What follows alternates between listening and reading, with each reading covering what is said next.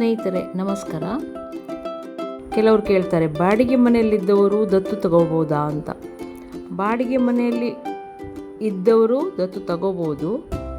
ಮನೆ ಮಗುವಿಗೆ ಸೇಫ್ ಆಗಿರಬೇಕು ಅನ್ನುವ ಅಂಶವನ್ನು ದತ್ತು ಪ್ರಕ್ರಿಯೆಯಲ್ಲಿ ತಿಳಿಸಿದ್ದಾರೆ.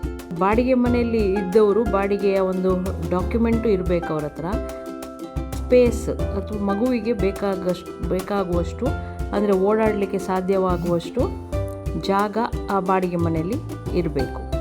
ಮಗುವಿಗೆ ಅದರ ಬೆಳವಣಿಗೆಗೆ ಬೇಕಾದಂತಹ ಎಲ್ಲ ರಕ್ಷಣಾ ವ್ಯವಸ್ಥೆಗಳು ಅಲ್ಲಿ ಇರಬೇಕು.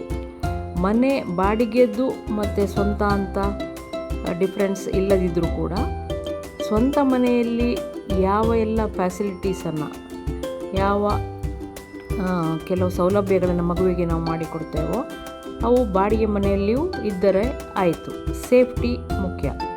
ಈ ಎಲ್ಲ ಅಂಶಗಳನ್ನು ಮನೆ ಭೇಟಿ ಮಾಡಿದಾಗ ಸಮಾಜ ಕಾರ್ಯಕರ್ತರು ಗಮನಿಸಿ ಅದರ ಮೇಲೆ ಒಂದು ರಿಪೋರ್ಟನ್ನು ಮಾಡ್ತಾರೆ.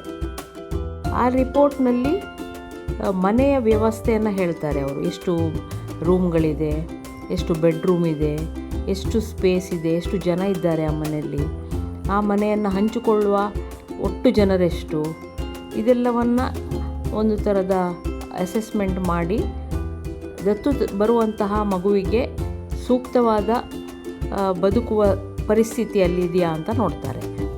ಮಗುವಿಗೆ ತನ್ನ ಐಡೆಂಟಿಟಿ ಅಥವಾ ತನ್ನ ಅಸ್ಮಿತೆಯನ್ನು ಗುರುತಿಸಿಕೊಳ್ಳಿಕ್ಕೆ ಆಗುವಂತಹ ಒಂದು ಪರಿಸರದಲ್ಲಿ ಇರಬೇಕಾಗುತ್ತೆ.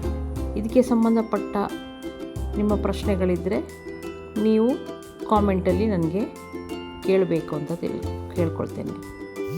ನಮಸ್ಕಾರ.